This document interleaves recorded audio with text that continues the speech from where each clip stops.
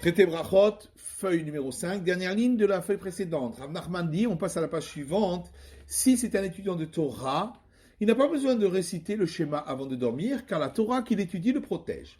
Et Abaye dit, même un étudiant de Torah doit réciter au moins un verset de supplication, comme par exemple celui-ci qu'on trouve dans les psaumes, entre tes mains, j'ai déposé mon esprit et tu m'as délivré, éternel Dieu de vérité. Rabbi Bachama dit au nom de Rabbi Shimon ben Lakish, un homme doit toujours faire combattre le bon penchant face au mauvais penchant.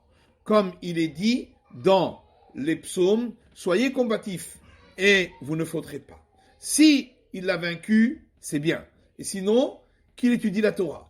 Comme il est dit juste après, dites dans vos cœurs, il s'agit des mots de Torah sur lesquels il est dit, ces mots-là seront sur ton cœur. Si il l'a vaincu, c'est bien. Et sinon, qu'il récite le schéma, comme il est dit, sur vos couches de repos. Si il l'a vaincu, c'est bien. Et sinon, qu'il se rappelle du jour de la mort, comme il est dit, et vous serez dans le silence éternel. Et Rav Levi Bar Chama dit au nom de Rabbi Shimon ben Lakish, donc toujours un enseignement du même auteur, il est écrit dans le verset, dans l'Exode, et je te donnerai les tables de pierre et l'enseignement et les commandements que j'ai écrits pour les enseigner. Alors, on explique. Les tables, ce sont les 10 commandements. L'enseignement, c'est le Pentateuque. Les commandements, c'est la Mishnah. Que j'ai écrit, ce sont les prophètes et les hagiographes. Pour enseigner, ça c'est le Talmud. Et de là, on apprend que tout cela a été donné à Moïse sur le mont Sinaï. Et Rav Yitzhak dit, tout celui qui récite le schéma sur son lit avant de dormir, c'est comme s'il tenait en ses mains une épée à 2 tranchants. Comme il est dit, un verset dans les psaumes, les glorifications du Tout-Puissant sont dans leur gorge et le glaive à 2 tranchants est entre leurs mains. Et d'où on voit qu'on parle ici du coucher. Alors Marzoutra et certains disent, Ravashi dit, on le voit du début du sujet, comme il est écrit juste avant, les pieux exultent avec honneur, ils entendront des chants sur leur lit de repos. Il est écrit juste après, la glorification de l'Éternel est dans leur gorge, et l'épée à 2 tranchants est entre leurs mains. Et Rabbi Yitzhak dit, tout celui qui récite le schéma sur son lit avant de dormir, les êtres malfaisants s'écartent de lui. Comme il est dit un verset dans Job, les fils du Réchef, on expliquera qu'est-ce que c'est, s'élèveront, ça veut dire partiront par l'envol. Or, l'envol n'a été dit que pour la Torah. Comme il est dit, un verset dans les Proverbes, tes yeux s'envolent d'elle et elle n'est plus là. Et Réchef, c'est les êtres malfaisants. Comme il est dit dans le Deutéronome, exténués par la famine, dévorés par le Réchef et le Ketev Meriri, qui est le nom d'un esprit malfaisant. Rabbi Shimon ben Lakish dit, tout celui qui étudie la Torah, les souffrances s'écartent de lui, comme il est dit, les fils de Réchef s'élèveront, partiront par l'envol. Or, l'envol n'a été dit que pour la Torah. Comme il est dit, tes yeux s'envolent d'elle et elle n'est plus là. Et le Réchef, ce sont les souffrances. Comme il est dit, exténués par la famine, dévorés par le Réchef. Rabbi Yochanan lui a dit, ça, même les enfants dans la maison de leur maître le savent. Puisqu'il est dit, un verset dans l'Exode, et il dit, si tu écouteras la voix de l'Éternel ton Dieu, et ce qui est droit à ses yeux, tu le feras, et tu écouteras tous ses commandements, et tu garderas toutes ses lois, toutes les maladies que j'ai placées sur l'Égypte, je ne les placerai pas sur toi, car je suis l'Éternel qui te guérit. Donc on voit de là que l'étude de la Torah protège de toutes les maladies.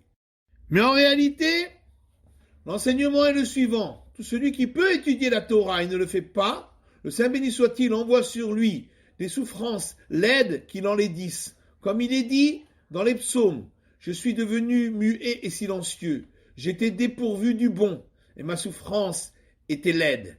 Or le bon, c'est la Torah. Comme il est dit dans les proverbes, car une bonne part je vous ai donnée, ma Torah ne l'abandonnez pas.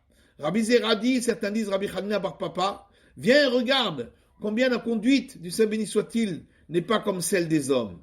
Chez les hommes, lorsque quelqu'un est obligé de vendre un objet à un autre, alors le vendeur est triste et l'acheteur se réjouit. Par contre, pour le Saint béni soit-il, c'est pas ainsi.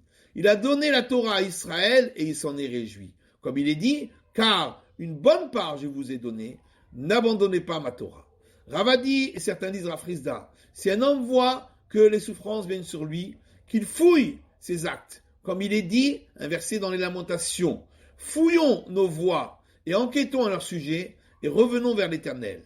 S'il a fouillé et n'a rien trouvé, il doit faire dépendre des moments où il n'a pas étudié.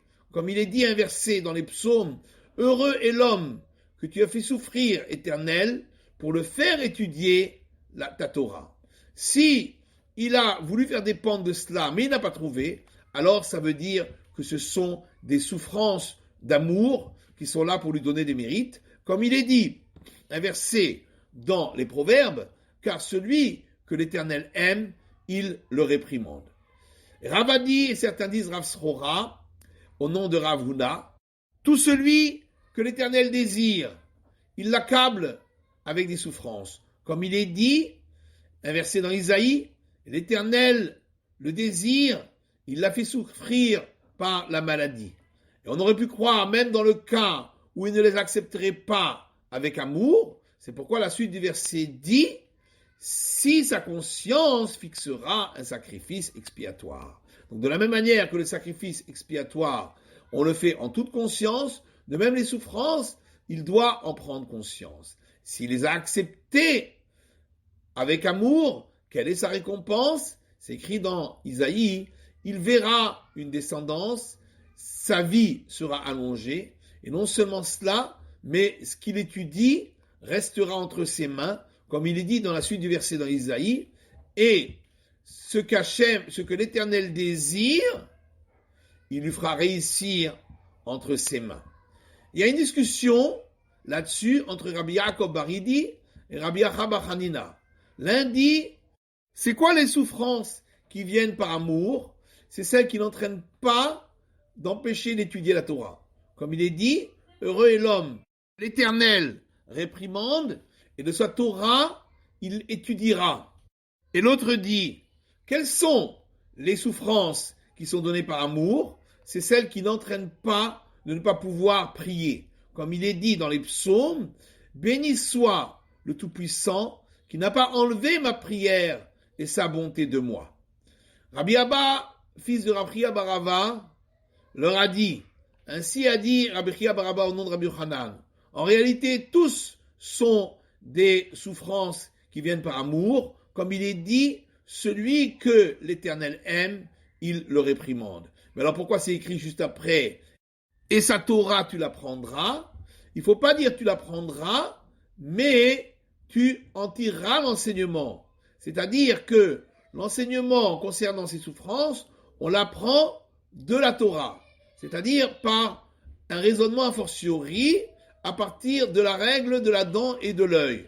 Si déjà la dent et l'œil, qui sont un des membres de l'homme, et lorsque un esclave les a perdus par le fait de son maître, il est affranchi, à plus forte raison pour les souffrances qui nettoient tout le corps de l'homme, que en les recevant, il est nettoyé de toutes ses fautes. Et c'est ce qu'a dit Rabbi Shimon ben Lakish. Rabbi Shimon ben Lakish a dit, on trouve écrit une alliance concernant le sel, et on trouve écrit une alliance concernant les souffrances. Alors on trouve écrit une alliance concernant le sel, comme il est écrit dans Lévitique, et tu ne feras pas cesser le sel de l'alliance pour tes sacrifices et offrandes. Il est écrit également une alliance pour les souffrances, comme il est écrit concernant les malédictions dans Deutéronome, ceci sont les paroles de l'alliance. Et donc de la même manière que l'alliance qui est dite concernant le sel, eh bien le sel, il assouplit la viande. De même pour l'alliance concernant les souffrances nettoient toutes les fautes de l'homme. Il y a une braïta qui dit, Rabbi Shimon ben Yochai dit, 3 bons cadeaux, le Saint béni soit-il a donné à Israël, et tous, il ne les a donnés qu'avec les souffrances. Quels sont ces cadeaux? La Torah, la terre d'Israël et le monde futur. La Torah, d'où le sait-on? Parce qu'il est dit, heureux est l'homme que l'Éternel fait souffrir, et de sa Torah, tu lui enseigneras. La terre d'Israël, comme il est écrit dans le Deutéronome, de la même manière qu'un homme fait souffrir son fils, l'Éternel ton Dieu te fait souffrir, et il est écrit juste après, car l'Éternel ton Dieu te fait entrer dans la bonne terre. Et le monde futur, comme il est écrit dans les Proverbes, car le commandement est une lampe, la Torah est une lumière, et la voie vers la vie éternelle passe par les souffrances des réprimandes. Il y a quelqu'un qui a rapporté un enseignement d'une braïta devant Rabbi Yochanan, qui dit, tout celui qui s'occupe de l'étude de la Torah et de la bienfaisance, on tourne la page, et qui enterre ses enfants, on lui pardonne toutes les fautes qu'il a faites. Alors Rabbi Yochanan lui a dit, je comprends pour ce qui est de la Torah et de la bienfaisance. Car il est écrit dans les Proverbes, la bonté et la vérité font expier l'iniquité. Alors la bonté, ça c'est la bienfaisance. Comme il est dit, un verset dans les Proverbes, celui qui poursuit la charité et la bonté trouvera la vie, la justice et l'honneur. La vérité, c'est la Torah. Comme il est dit dans les Proverbes, la vérité acquiert-la et ne la vend pas. Mais par contre, celui qui enterre ses enfants, où sait-on que toutes ses fautes sont pardonnées? Alors, un vieux sage lui a enseigné au nom de Rabbi Shimon ben Yochai, on l'apprend par déduction du fait d'une similitude des termes, où on trouve par deux fois le terme iniquité. Il est écrit à notre sujet, donc, par la bonté et la vérité, l'iniquité sera expiée. Il est écrit par ailleurs, un verset dans Jérémie, il fait payer l'iniquité des pères au sein de leurs enfants. Rabbi Yochanan dit, les plaies de lèpre et la perte des enfants, ce ne sont pas des souffrances qui viennent par amour. Et la Gemara demande, et les plaies de lèpre ne le sont-elles pas? Pourtant, il y a une braïta qui dit, tout celui qui a un de ces quatre aspects de lèpre, ils ne sont qu'un autel expiatoire. Et la Gemara répond justement, ils sont un autel expiatoire, mais ils ne sont pas considérés comme des souffrances venant par amour.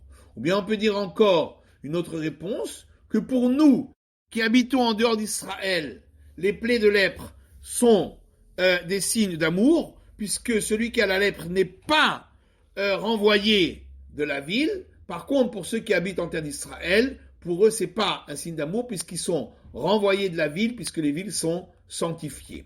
On peut encore donner une autre réponse. Ça dépend si les plaies de lèpre sont discrètes sous les vêtements, ça ne se voit pas, alors c'est considéré comme une souffrance d'amour, mais lorsque c'est visible devant tous, à ce moment-là, ça n'est pas considéré comme tel.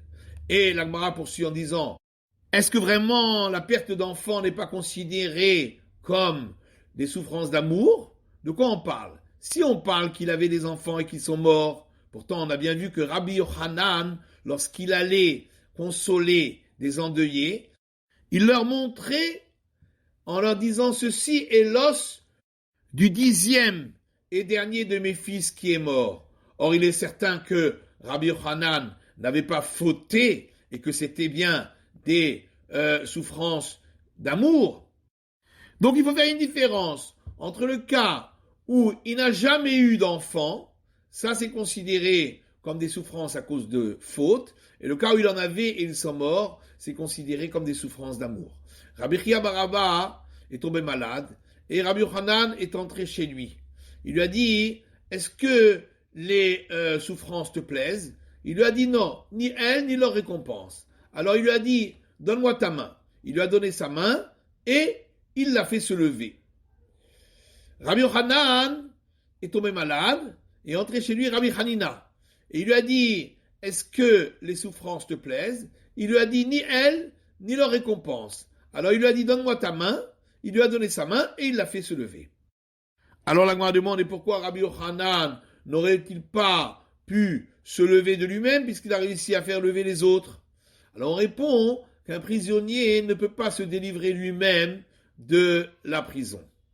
Rabbi Lazare est tombé malade, est entré chez lui Rabbi Yochanan, et il a vu qu'il était couché dans une maison très obscure. Alors il a découvert son bras et une lumière est venue. Et il a vu que Rabbi Eliezer pleurait. Il lui a dit, mais pourquoi tu pleures? Si c'est à cause de la Torah que tu n'as pas pu beaucoup étudier, mais on a appris que ce soit celui qui en fait beaucoup ou celui qui en fait peu, ils sont équivalents. L'essentiel, c'est qu'ils dirigent leur cœur vers le ciel. Si c'est à cause de la nourriture dont tu n'as pas suffisamment, ben, tout le monde ne peut pas mériter les deux tables, celle de ce monde-ci et celle du monde futur. Et si c'est à cause des enfants que tu n'as pas eu, eh bien voici l'os du dernier et 10e de mes enfants qui est mort. Alors il lui a dit, c'est à cause de la beauté de ce visage qui va être décomposé dans la terre. C'est pourquoi je pleure. Il lui a dit, là-dessus, tu as raison de pleurer, effectivement, et ils ont pleuré les deux. Entre-temps, il lui a dit, est-ce que les souffrances te plaisent? Il lui a dit, ni elles, ni leur récompense. Alors il lui a dit, donne-moi ta main. Il lui a donné sa main et il l'a fait se lever. Ravuna, 400 de ses tonneaux de vin ont tourné au vinaigre. Alors Ravuna est entré chez lui, le frère de Rav Salah Hassida, ainsi que les sages, et d'autres disent Ravada Barava et les sages, et ils lui ont dit, tu dois vérifier tes actes. Alors il leur a dit, est-ce que je suis suspecté devant vos yeux? Alors ils lui ont dit, et est-ce que le Saint béni soit-il serait-il suspecté de pratiquer une justice injuste? Alors il leur a dit, s'il y a quelqu'un qui a entendu quelque chose sur moi, qu'il le dise. Alors ils lui ont dit, nous avons entendu que le maître ne donne pas des sarments de vigne à son métayer, comme il est de règle. Alors il leur a dit, mais ai-je reçu quelque chose de tout ce qu'il m'a pris? Voilà qu'il m'a volé pratiquement tout. Ils lui ont dit, eh ben ça c'est ce que les gens disent, vole en suivant le voleur, et ainsi tu en prendras goût. Alors il leur a dit, j'accepte sur moi de lui donner ce que je lui dois. Alors certains disent que le vinaigre s'est transformé à nouveau en vin, et d'autres disent que le vinaigre, son cours a tellement augmenté qu'il est arrivé au cours du vin. Il y a une braïta qui dit, Abba Minyamin dit, sur 2 points, j'ai fait beaucoup d'efforts toute ma vie. Que ma prière soit devant mon lit et que mon lit soit dirigé dans la direction nord-sud. Alors, que ma prière soit devant mon lit, qu'est-ce que ça veut dire devant mon lit? Si ça veut dire vraiment devant le lit, pourtant Rav Yehuda a dit au nom de Rav, et certains disent Rabbi Yoshua ben Levi, d'où sait-on que celui qui prie, il ne doit rien avoir qui fasse écran entre lui et le mur, parce qu'il est dit, inversé dans Isaïe, Cheskiaou a détourné sa tête vers le mur et il a prié. Alors la Gemara répond, il ne faut pas dire devant le lit, il faut dire immédiatement après le lit, donc dès le lever.